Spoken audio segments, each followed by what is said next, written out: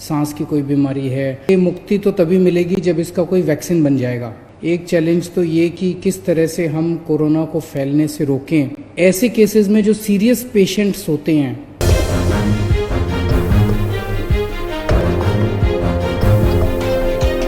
चारों तरफ कोरोना की वजह से सब लोग बड़े निराश हैं और इस माहौल में एक छोटी सी आशा की किरण दिखाई दे रही है। कुछ देशों में प्लाज्मा टेक्नोलॉजी का इस्तेमाल किया गया विदेशों में और उसके नतीजे अच्छे आए। आपकी जानकारी के लिए बता दूं कि कोरोना से मुक्ति तो तभी मिलेगी जब इसका कोई वैक्सीन बन जाएगा। वैक्सीन लगाने से, जैसे दूसरे कई सारे वायरस की जो बीमारियां होती हैं, अगर उसका वैक्सीन आप लगा लें तो वैक्सीन लगाने से वो बीमारी होती नहीं है। तो इससे मुक्ति तो तभी मिलेगी जब वैक्सीन मिल जाएगा। लेकिन इस वक्त हमारे सामने दो चैलेंज हैं। एक चैलेंज तो ये कि किस तरह से हम कोरोना को फैलने से रोकें। उसके लिए हम ये सब कर रहे हैं, लॉकडाउन कर रहे हैं, सोशल डिस्टेंसिंग कर रहे हैं, क्योंकि ये एक दूसरे से फैलता है, ताकि इसको फैलने से रोका जाए। दूसरा सबसे बड़ा चैलेंज है कि अगर किसी को कोरोना हो जाए तो वो सब लोग चाहते हैं कि वो व्यक्ति अस्पताल से ठीक होकर अपने घर वापस चला जाए, उसकी मौत ना हो। और ये देखा गया कि अगर उसमें कोई और बीमारी हो, जैसे डायबिटीज़ है, हार्ट प्रॉब्लम है, सांस की कोई बीमारी है, कैंसर की बीमारी है, तो फिर उसके जीवन के ऊपर संकट आ जाता है और अक्सर कई केसेस में उनकी मौत हो जाती है। ऐसे केसेस में जो सीरियस पेशेंट्स होते हैं, उसमें अगर प्लाज्मा टेक्नोलॉजी का इस्तेमाल किया जाए तो उनके देखने में आया है कि उनके बचने के चांसेस बढ़ जाते हैं। ऐसा कुछ देशों में देखने को मिला। दिल्ली के हमारे कुछ डॉक्टर्स ने इसके ऊपर काफ़ी अध्ययन किया और इसका ट्रायल करने के लिए तैयारी शुरू की है। अच्छी बात यह है कि परसों हमने केंद्र सरकार से इसका ट्रायल करने के लिए परमिशन मांगी थी और परसों रात को हमें इसकी परमिशन केंद्र सरकार से मिल गई है। और अब अगले 3-4 दिन के अंदर हमारे डॉक्टर्स इसका ट्रायल करेंगे और ट्रायल करके देखेंगे कि ये कितना सफल होता है। अगर ये इसमें सफलता मिलती है तो ये हमारे लिए एक अच्छी बात होगी, क्योंकि फिर हम सीरियस पेशेंट्स को की ज़िंदगी बचा पाएंगे। मौत होने से लोगों को एक तो मौत तो ज़िंदगी और मौत तो ऊपर वाले के हाथ में है। हम सब लोग कोशिश कर सकते हैं, लेकिन अभी ये अगर सक्सेसफुल होता है, सफल होता है, तो फिर लोगों के चांसेस, बच जाने के चांसेस बढ़ जाते हैं। लेकिन अभी मैं साफ साफ कर दूं कि ये केवल ट्रायल स्टेज पे है और ये सफल होगा कि नहीं होगा, ये अगले हमें 4-5 दिन के अंदर डॉक्टर्स जब ट्रायल करके देखेंगे तो पता चलेगा। ये टेक्नोलॉजी क्या है? इस टेक्नोलॉजी में जिस व्यक्ति को कोरोना एक बारी हो जाता है, वो जब ठीक होता है तो उसके शरीर में, उसके खून में एंटीबॉडीज डेवलप हो जाते हैं। ये एंटीबॉडीज उसको ठीक होने में मदद करते हैं। तो ऐसा व्यक्ति जो कोरोना से ठीक हो गया, उससे वो अपना रक्तदान करता है। उससे जैसे हम ब्लड डोनेशन करते हैं, ऐसे ही ठीक हुए कोरोना के व्यक्ति से रक्त लिया जाता है।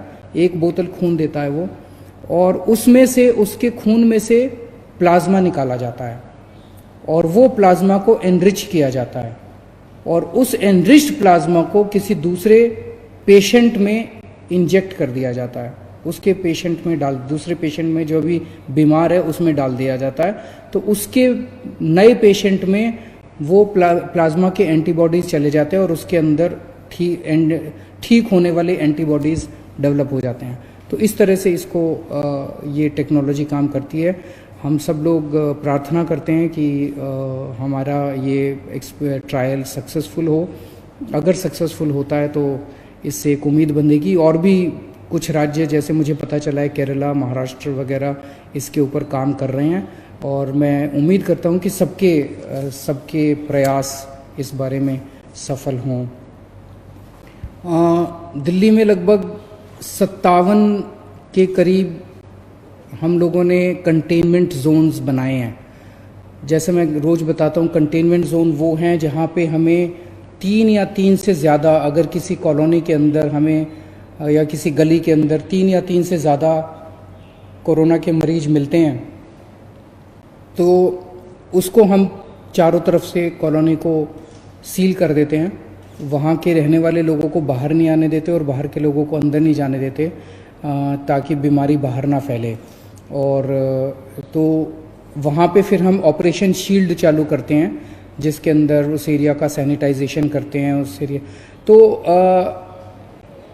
ऐसे कंटेनमेंट जोन्स के अंदर क्या क्या किया जाता है, इस बारे में अभी कई सारी गलत फहमियाँ हैं। क्योंकि मेरे पास बहुत सारे फ़ोन आते हैं, बहुत सारे मैसेजेस आते हैं, और अक्सर मैसेज ये आता है कि सर हमारे एरिया को कंटेनमेंट जोन तो बना दिया, लेकिन अभी तक हमारे यहाँ पे कोई भी सैंपल लेने नहीं आया हमारा। तो मैं आपकी जानकारी के लिए बता दूं, कंटेनमेंट जोन में जैसे कंटेनमेंट जोन लागू किया जाता है, वहाँ पे सबसे पहला काम किया जाता है, आपके लिए एसेंशियल सर्विसेज की इंतज़ाम किया जाता है। तो आपके एरिया को सील कर दिया, और वहाँ पे आपके जो सील किया बाउंड्री के ऊपर आपके लिए सब्जी वाले का, दवाई वाले का, इसका सबका इंतज़ाम किया जाता है।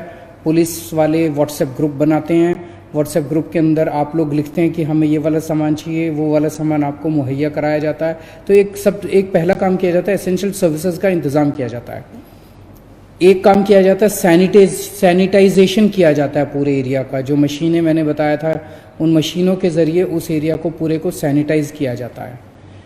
फिर डोर टू डोर सर्वे किया जाता है। सर्वे सबका होता है, हर एक के घर में कोई ना कोई दिल्ली सरकार की टीम जाती है और उनसे पूछती है कि आपके घर में कोई बीमार तो नहीं है, बुखार तो नहीं है, किसी को सांस की शिकायत तो नहीं है। तो जो कोरोना के सिम्टम्स हैं वो पूछते हैं कि आपको कोई ये सिम्टम्स तो नहीं है। ये सर्वे 100% लोगों का होता है। अगर किसी कंटेनमेंट जोन में अभी तक नहीं हुआ तो हो सकता है 2-4 दिन में हो जाए, क्योंकि बहुत ज़्यादा कंटेनमेंट जोन बन गए हैं। टीम्स थोड़ी सी कई बार कम पड़ जाती है एसडीएम के पास, तो वो 100% का होगा।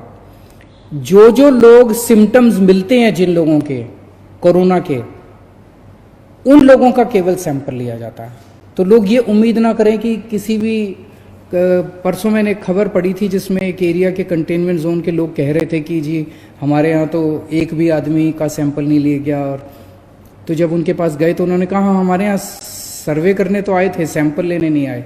तो सैंपल सबका नहीं लिया जाता है, और इसके अच्छे असर पड़ रहे हैं। क्योंकि दिलशाद गार्डन का हमने देखा कि किस तरह से वो 15-20 दिन हो गए और वहाँ पे कंटेनमेंट जोन में अब एक भी केस नहीं आया। सब्सक्राइब नहीं किया है तो प्लीज़ सब्सक्राइब कीजिए और ताज़ा अपडेट पाने के लिए बेल आइकन को दबाना ना भूलें।